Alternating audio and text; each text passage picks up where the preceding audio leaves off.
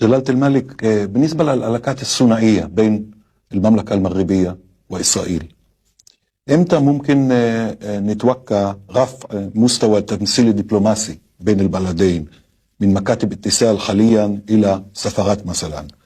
إمتى ممكن تبدأ رحلات طيران مباشرة بين الدار البيضاء كاسابلانكا وبين تل أبيب؟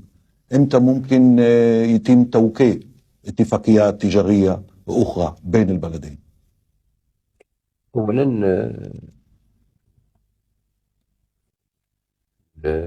مكاتب الاتصال ليست لها أي صفة دبلوماسية، ما عندهاش ستاتي دبلوماتيك، وهذا هو المعترف به لا في اتفاقية لاهاي ولا في اتفاقية نيويورك.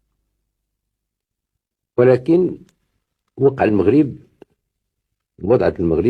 وضع خاص، لأنه هو البلد العربي الوحيد اللي عنده جالية تفوق 600,000 يهودي من أصل مغربي.